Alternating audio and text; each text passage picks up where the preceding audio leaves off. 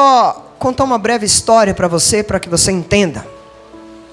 Eu não sei como que você entrou aqui, eu não sei como que está a sua vida, a sua casa. Parece até um jargão de pregador, não parece?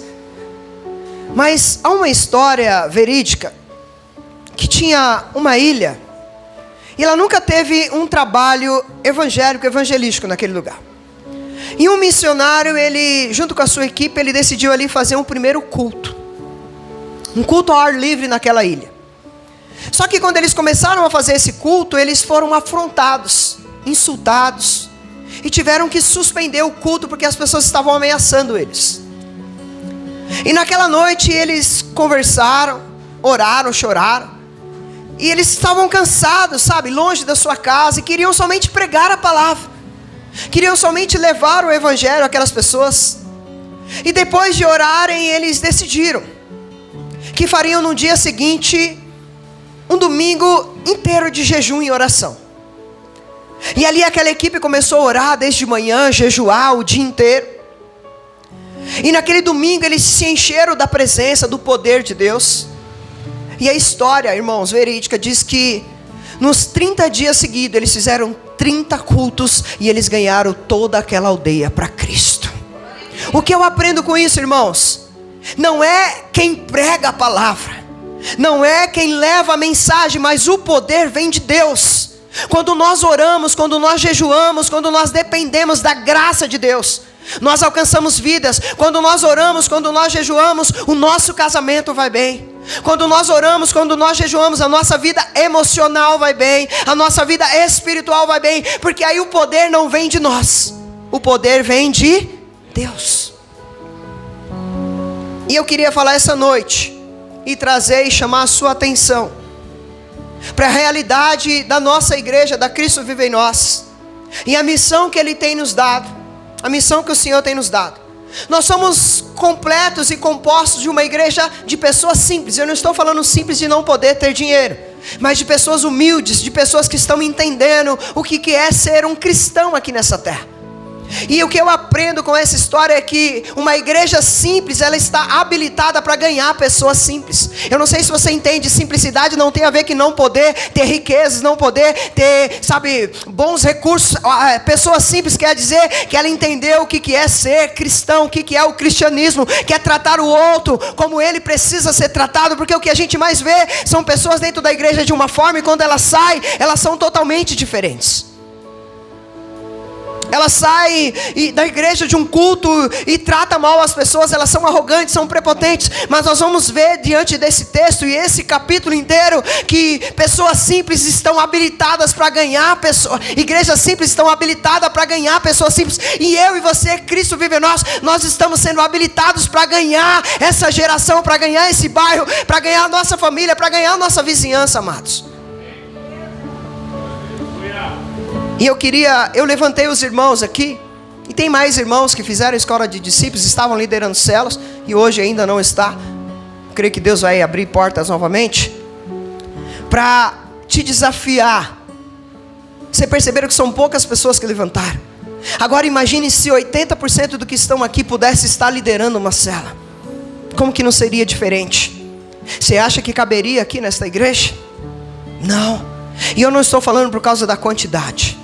Eu estou falando porque quando pessoas são alcançadas, filhos estão saindo das drogas, casamentos que estavam à beira do divórcio, eles passam a ser restaurados. Famílias que estavam à beira da destruição, são famílias que agora são lugar de cura. E quando eu olho para isso, irmãos, o nosso sonho como pastor é ter uma igreja saudável, influente, operante, sabe, uma igreja de pessoas simples que entendem o seu chamado e a sua missão. E eu queria ver com vocês aqui algumas experiências de Paulo e Silas. E vocês vão ver que eles estão em Filipos e ao nascimento da igreja. Se vocês não fechou a sua Bíblia, deixa ela aberta no capítulo 16. Nossa irmã vai ajudar aqui no fundo. Mas a primeira coisa que eu queria destacar, uma igreja de pessoas comuns que ganham pessoas comuns. O evangelho chegou a Filipos através de Paulo e Silas. Apesar de nós termos Paulo aqui como referência, um homem, depois de Jesus foi o que maior pregou a palavra de Deus, mas vocês vão ver que fica claro que o ministério de Paulo não dependia da eloquência, de quanto tempo ele tinha com Cristo. O ministério de Paulo, ele dependia da graça, da misericórdia, do poder de Deus. Amados, eu e você estamos habilitados quando nós dependemos do poder do Espírito Santo de Deus. Eu e você somos habilitados a ganhar a nossa escola, a ganhar os nossos vizinhos, a ganhar a nossa casa, porque uma igreja constituída de pessoas comuns, ela tem a autoridade para ganhar pessoas comuns, irmãos. Olha só o versículo 7 do capítulo 16.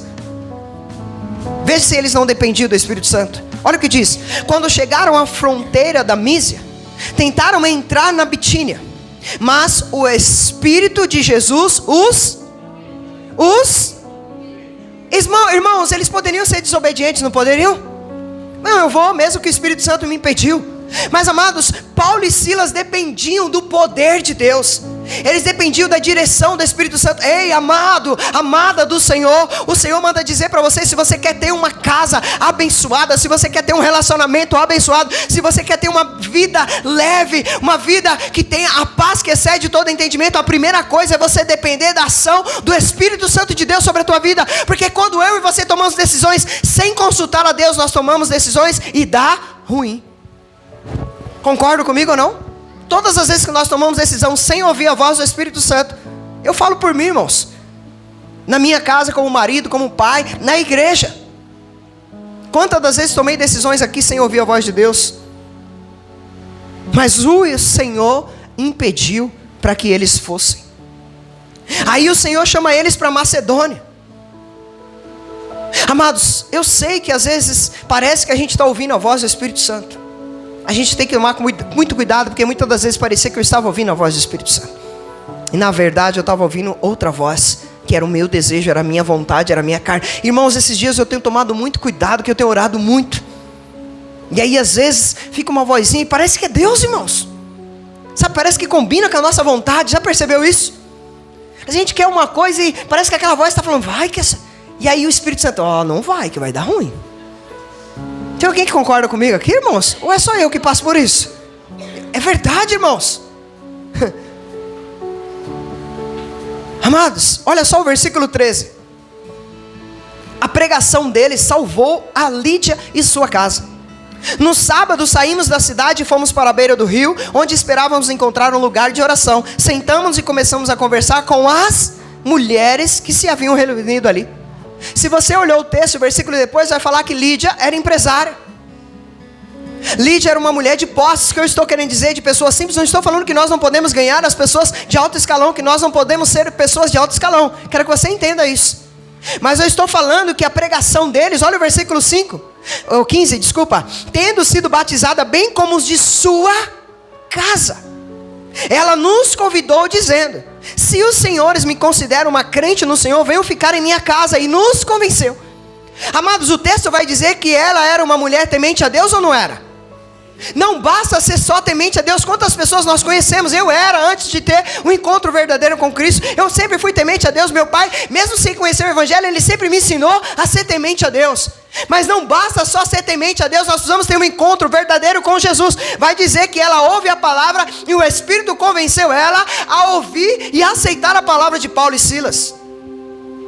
Eu não sei, talvez você conheça alguém que é temente a Deus, mas se ela não teve um encontro com Cristo, você precisa ter pressa em apresentar Jesus para ela. E vocês perceberam que eles estavam na igreja, o templo estava cheio? O texto fala que eles estavam num templo cheio, na sinagoga, em um lugar bonito. Eles estavam à beira do rio. Amados, nós precisamos entender que aonde nós colocamos as plantas dos nossos pés, para você que está estudando na faculdade, para você que está na escola, no hospital, no trabalho, na rua, no trânsito, todo lugar é lugar de nós pregarmos a palavra de Deus, amados.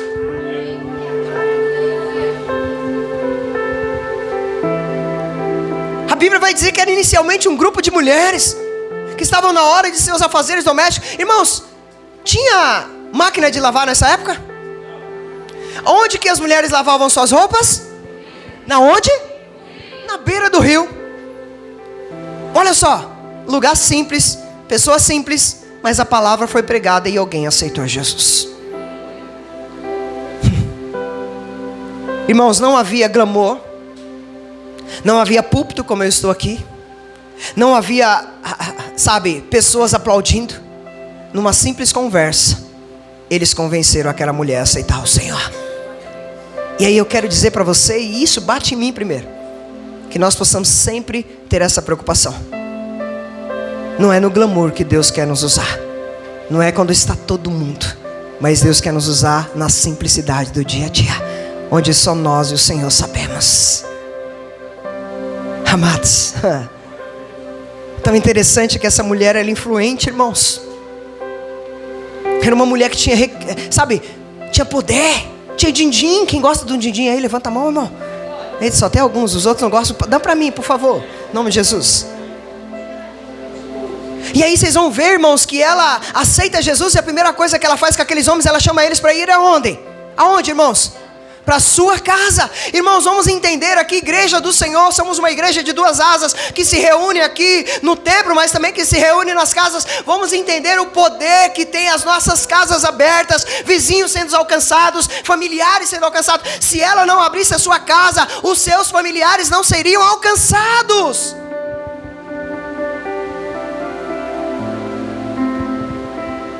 Versículo 17.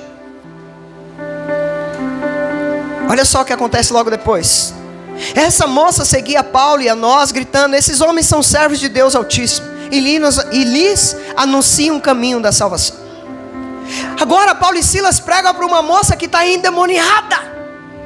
E aí eu quero falar para você que talvez tem... esses dias até estava conversando com algumas pessoas, que às vezes quer selecionar para quem você prega. Amados, isso bate em mim, que tenha todo o discernimento. Porque às vezes a gente quer selecionar para quem a gente vai pregar. Se a gente vê um morador de rua, não, está sujo. Se tem alguém que nos feriu, não, esse eu não posso pregar a palavra. E aí, amados, a gente tem que tomar muito cuidado. E eu tive até uma conversa com essas pessoas para terem o discernimento, né? A gente também tem que se proteger, isso é importante, que a gente também não pode se abrir para todos. Mas, amados, o que eu aprendo com esse texto é que o evangelho é para todos. A Bíblia diz que Jesus falou assim: ide ao mundo pregai a qualquer um, a esse, a fulano. Ele disse para pregar a toda criatura. Então que eu e você não possamos fazer acepção de pessoas, porque Deus não faz acepção de pessoas. Se Ele fizesse acepção de pessoas, eu seria o primeiro a não estar aqui. Eu não sou digno, eu não mereci estar aqui pregando para você. Pastor, então como que nós vamos alcançar esses demoniados? Essas pessoas que estão possessas? Indo até eles. Não é isso? Vai dizer que Paulo e Silas foram até essa moça ou não foram? É isso, irmãos, amados e amadas do Senhor. Está na hora de um exército se levantar e entender que nós precisamos cumprir o nosso ID. Nós precisamos ir até as pessoas que estão caídas, as pessoas que foram discriminadas, as pessoas que a sociedade não querem mais saber. É nós que conhecemos o evangelho que devemos ir até elas, resgatar, salvar, curar, limpar, passar azeite na ferida delas e apresentar o dono da vida, a salvação, aquele que criou todas as coisas, amados.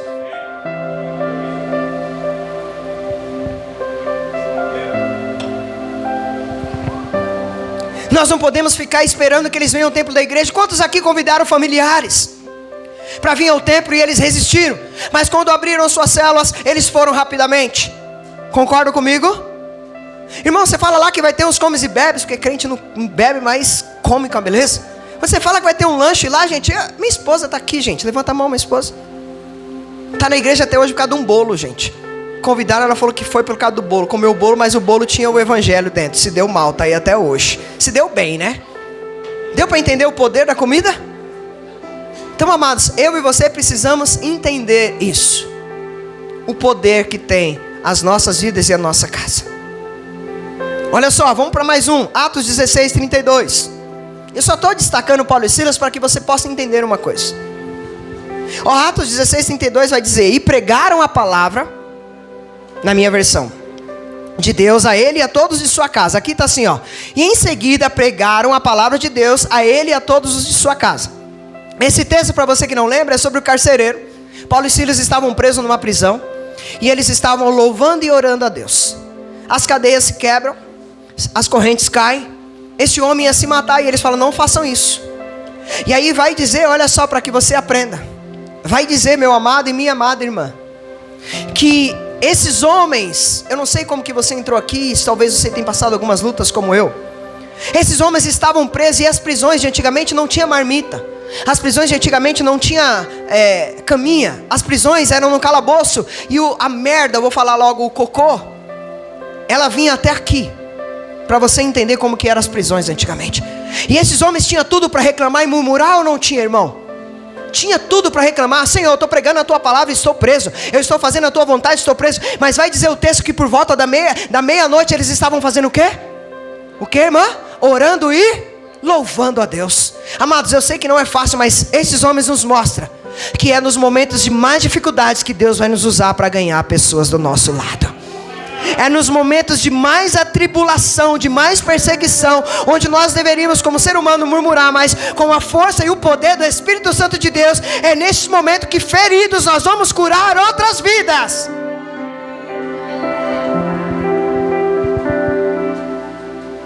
Talvez você fale assim: ah, pastor, eu estou passando dias difíceis, estou passando uma luta que parece que não acaba. O lugar onde eu estou trabalhando parece um inferno. Onde eu estou estudando é muito puxado. Lá estão oprimindo você. Você pode falar o que for para mim. Mas a minha pergunta é: será que você não está lá para esse tempo, para este momento? Foi por isso que Deus te colocou lá? Eu vou te fazer uma pergunta muito simples. Se Paulo e Silas não tivessem preso, o que seria do carcereiro? O que seria da sua família? Será que eles teriam sido salvos, teriam aceitado Jesus? Ah, você não está entendendo. Eu vou te perguntar: se Paulo e Silas não tivessem ido procurar um lugar de oração lá na beira do rio, vocês acham que Lídia teria sido alcançada? A sua casa teria sido alcançada? Amados, há situações que Deus vai nos colocar, porque tem alguém naquele lugar, naquele ambiente, que Deus quer que a gente transmita o amor dele lá, amados.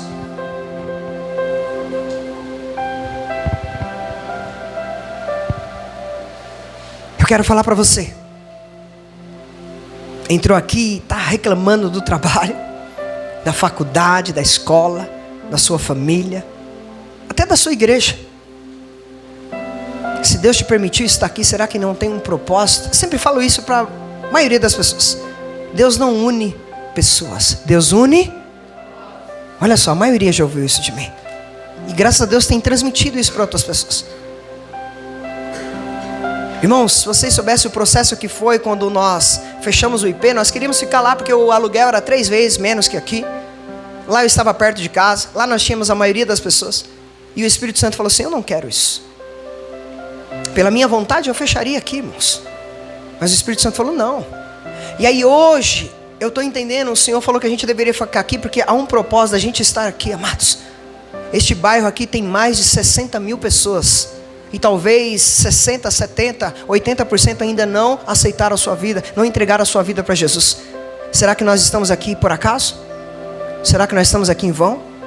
Você ainda está na sua faculdade, será que é por acaso? Você está no seu local de trabalho, na sua família, nessa igreja, será que é por acaso? Há um propósito, há um plano maior do que você, do que as suas vontades. Deus te chamou para ser sal, para ser luz. Então seja sal e luz dentro da igreja, se tiver que ser, porque dentro da igreja também tem trevas. Seja sal e luz na sua escola, seja sal e luz na sua casa, seja sal e luz na sua vizinhança, seja sal e luz aonde Deus colocar as plantas dos seus pés. Segunda coisa que eu aprendo aqui, irmãos: pessoas comuns que experimentam a ação soberana de Deus e o seu cuidado. Eu quero te dizer uma coisa: por mais que você ache que está sozinho, você nunca estará sozinho, principalmente se você estiver liderando uma célula. Às vezes a gente acha que é sozinho porque eu abri a casa. Não, sempre Deus vai mandar alguém para te ajudar. Sempre Deus vai levantar pessoas para te ajudar. Pode ser que no começo pareça que você esteja sozinho, porque a obra é dele. A célula pertence a ele. A tua casa, quem te deu foi ele. Então ele não vai te deixar sozinho. Amados, vai dizer que Deus abriu o coração de Lídia. Lídia já era temente a Deus, mas Deus precisou abrir o coração dela.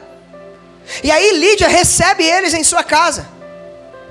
Como eu já falei, irmãos, mulher de posses, que se tornou um grande apoio ao trabalho de Paulo e Silas. O que eles precisavam só de casas abertas. E ela abriu a sua casa. Eu quero falar para você e olha bem para mim, por favor, não deixe nada te distrair. Meu irmão e minha irmã, creia no que eu vou te falar. Deus tem pessoas especiais que estão nos bares neste momento, nas ruas, estão nos fluxos, estão, sabe, na prostituição, estão em casa com depressão, querendo tirar a sua própria vida. Que elas serão salvas na sua célula, não vai ser na minha. Vai ser na sua célula, não vai ser na do Danilo. Vai ser na sua célula, não vai ser na do Luiz. Vai ser na sua célula, vai ser na sua casa. Vai ser sob a sua liderança.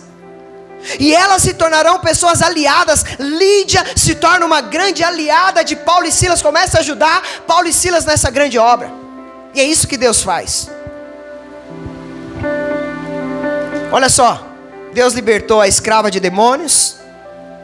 Deus deu força para Paulo e Silas, mesmo feridos na prisão, estarem orando e louvando a Deus. Queria te dizer uma coisa. Talvez você entrou aqui e queria ouvir uma palavra assim que Deus vai fazer. Mas eu quero te dizer uma coisa. Enquanto você estiver cuidando da obra do Senhor, Ele continuará cuidando da sua vida.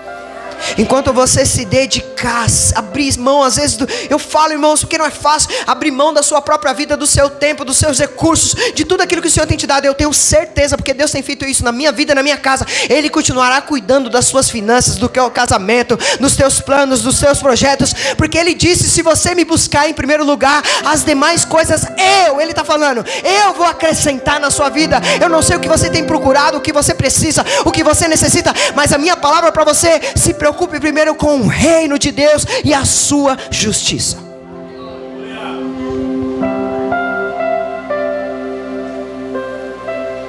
No meio de tanto louvor e adoração, Deus mandou um terremoto para abrir as cadeias. Qual cadeias você precisa, sabe, quebrar essa noite? Que o Senhor precisa entrar com providência. Só faça como Paulo e Silas: oração e louvor. Oração e louvor. E aí é que nem o nosso grupo aqui, né? É bicuda no quê? Como que era? Cadê, gente? Como que era o nome? Bicuda na cara do cão. Olha o nome do grupo deles. E aí é bicuda na cara do cão. Oração e louvor. Deu para entender? Então, amados, a minha pergunta é: que milagre Deus pode fazer por você? O que você necessita essa noite?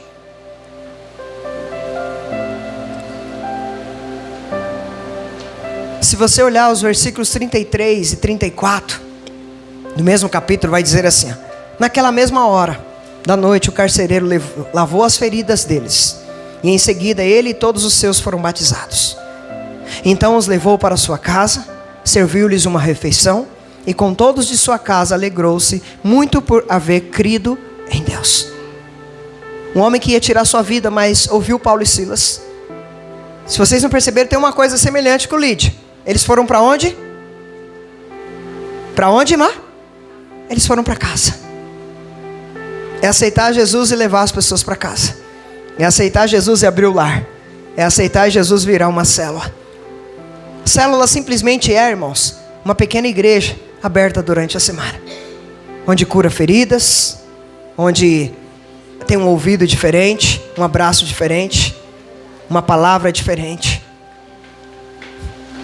E eu termino dizendo para você, meu irmão e minha irmã: a minha e a tua função é como Paulo e Silas. É só pregar, é só abrir a casa, é só entrar nas casas.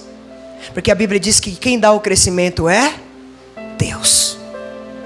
É Deus quem convence. Se não fosse Deus abrir o coração de Lídia, ela não ia aceitar o Senhor. Se Deus não tocasse o coração do carcereiro, ele não ia junto com a sua casa ser salvo. Se Deus não tocasse, não, sabe, entrasse naquela moça que estava endemoniada, ela continuaria endemoniada até hoje. Mas Deus precisa de pessoas, de agentes aqui na terra, de pessoas para representar Ele, para ser o sal e a luz deste mundo. E essas pessoas são pessoas simples como eu e você, pessoas que ontem não eram nada, mas que hoje somos mais que vencedores, somos capacitados no Senhor, somos chamados, somos vocacionados, somos escolhidos, nós somos preparados, não por nós, não por homens, mas somos preparados e selados com o poder do Espírito Santo de Deus.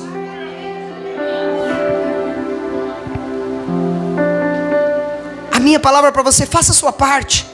Parece até que eu estou na escola de discípulo, né? Parece o mesmo assunto, não foi, irmão? Agora que eu estou lembrando, gente. Nós estávamos falando sobre evangelismo, amados. Ei, Deus não quer que você fique pregando de Gênesis e Apocalipse. Posso falar para eles, né? Um pouquinho? Deus não quer que você pregue de Gênesis e Apocalipse, que você decore a Bíblia toda. É importante, eu louvo a Deus por você.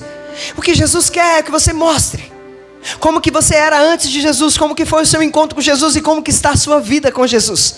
Agora, se você só vive reclamando da sua vida, se você só vive murmurando, servir a Deus é ruim, o meu trabalho é ruim, a minha vida é ruim, você nunca vai ganhar a sua casa, você nunca vai ganhar a sua família, porque eles não querem esse Deus que você só reclama, que você só murmura. Agora, se ele vê você sorrindo mesmo no meio das lutas, se ele vê você diferente de como você era e de como você é agora, ele vai falar: eu quero essa diferença, eu quero esse Jesus. Nós tivemos um testemunho de uma irmã hoje.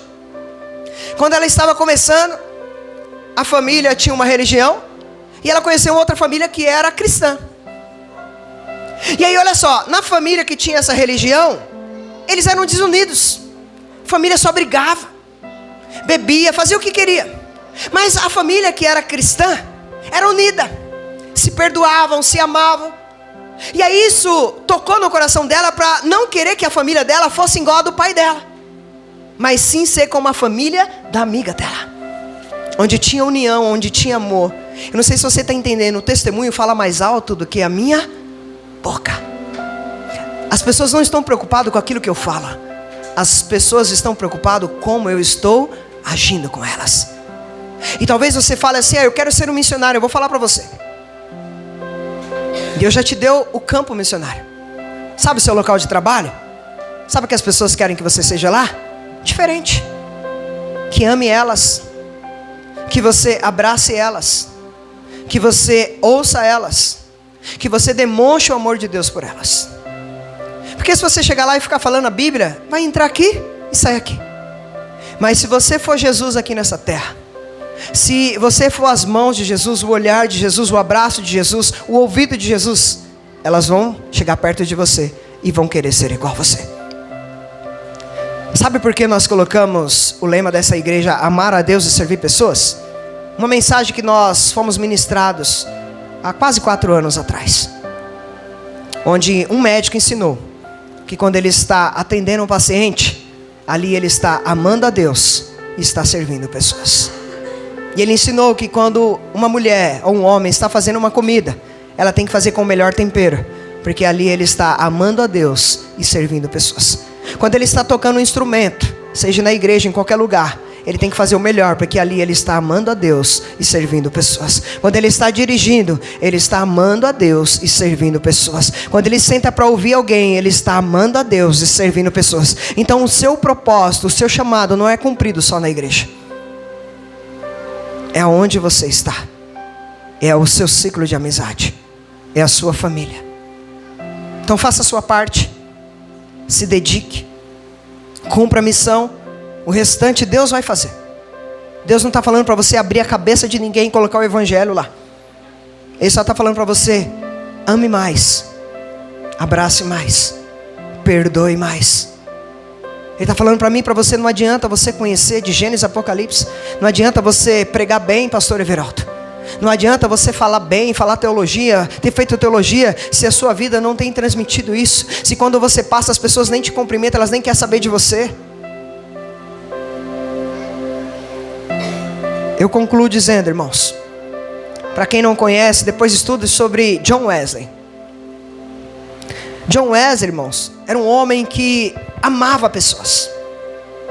Ele começou a reunir pequenos grupos e ali ensinar a palavra e pregar o evangelho, e as pessoas estavam se convertendo. Este homem começa ali na igreja anglicana, depois ele passa para a igreja wesleyana. E é tão interessante que este homem, quando morre, ele deixa 100 mil pessoas, 10 mil grupos pequenos através da vida dele. Esse é o maior chamado, o maior legado das nossas vidas. Não é se o pastor Everaldo prega bem, se o Danilo, a Isabela toca bem. O maior chamado das nossas vidas é quando nós tocamos pessoas por aquilo que nós somos no dia a dia. Eu te convido a ficar de pé.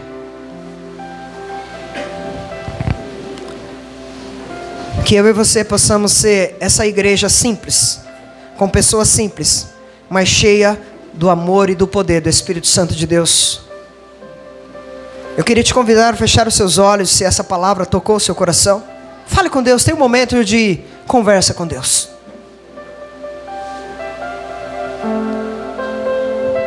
Como que estava a tua vida até aqui essa noite?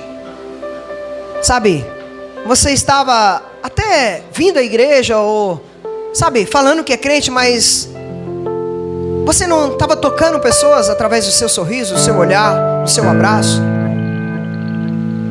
Eu quero te desafiar, como Paulo e Silas, mesmo no meio das lutas, eles não cessaram de pregar o Evangelho.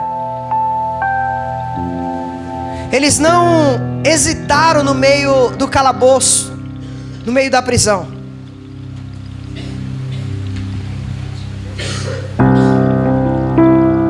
Sabe, fale com Deus neste momento. Pai, eu te peço perdão, Senhor, se muitas das vezes eu tenho reclamado demais, murmurado demais. Eu te peço perdão, Senhor, se aonde eu chego, às vezes a ira faz com que eu dê um mau testemunho. Às vezes o meu falar grosseiro, palavrões, palavras indecentes, tem envergonhado o Senhor. Mas me ajuda a ser como Paulo e Silas, que aonde eu for, aonde eu colocar as plantas dos meus pés, eu possa levar a tua palavra, eu possa levar o teu evangelho. Me ajude, Senhor, a ser como Paulo e Silas, a não fazer acepção de pessoas. Mas também me ajude a ser como Lídia, a aceitar o Senhor, a tua palavra essa noite, e entender que a minha casa ela tem um poder grande, maravilhoso, poderoso para alcançar vidas. Me ajude a ser um anfitrião de célula, a se preparar para a próxima escola de discípulos, ou estar ajudando nas células para que mais vidas possam encontrar o verdadeiro amor, possam ter o verdadeiro encontro contigo. Pai, eu quero te pedir em favor da tua igreja, Senhor, que a sua igreja possa ser uma igreja simples, mas cheia do teu poder, cheia da tua unção, que aonde a Cristo vive em nós chegar, a tua presença vá parmada de uma forma poderosa. Pai, eu te entrego as nossas vidas nas tuas mãos.